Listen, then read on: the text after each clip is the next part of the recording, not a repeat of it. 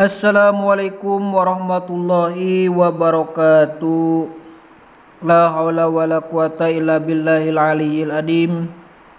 Allahumma sholli ala sayyidina Muhammadin wa ala ali sayyidina Muhammad. Rabbi shrah li sadri wa yassir li amri wahlul 'uqdatam min lisani yafqahu qawli.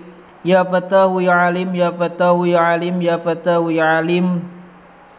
Urang naraskeun deui kana hanca ngalugot mata sapinah sinareng nadumanana dan insyaallah saalit aya penjelasanana.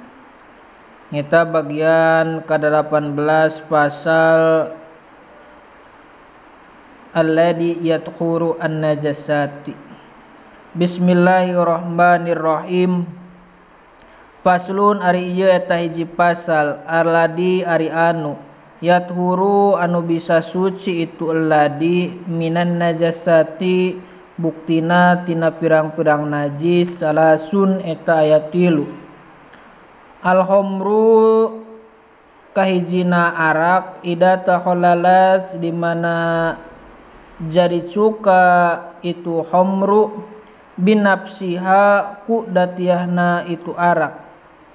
Wal jildul mayitati jeung kulit bangke ida dubigo di mana-mana disamak itu jildu wama jeung perkara soro anu jadi itu emma atau perkara hayawanan eta jadi hayawan.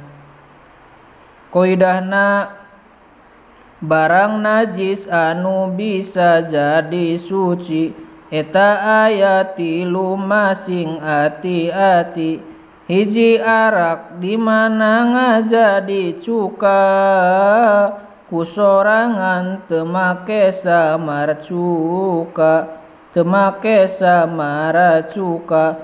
2 kulit bangke anu disamakna, 3 najis anu jadi hayawana. Penjelasanana salit nyata perkara anu bisa jadi suci tina najis teh aya 3. Anu nomor kahiji arak. Arak itu najis kecuali ida taholalat eta si arak teh jadi cuka binafsiha kudatiahna sorangan. Henteu di anuan samara cuka atawa di anuan ku perkara anu mana eta perkara bisa tina arak jadi cuka eta mah henteu suci.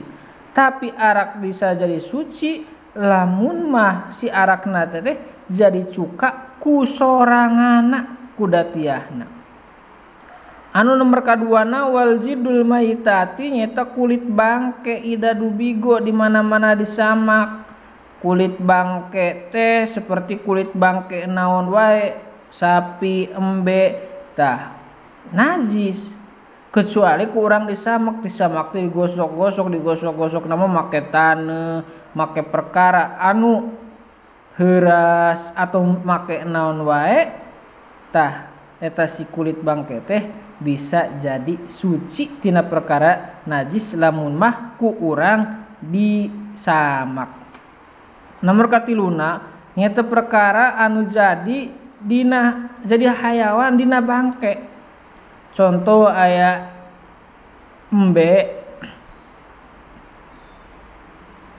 embe teh pae terus di jerona aya biladungan, tah eta hayawan anu di jero bangke embe teh najis tapi suci henteu najis sok sanajan eta bangkenana teh najis tapi perkara anu jadi dina hayawan eta anu jadi hayawan dina perkara anu najis eta suci. Sakitu wae mudah-mudahan aya manfaatna. Hapunten tina kasalahanana. Wallahu a'lam. Wassalamualaikum warahmatullahi wabarakatuh.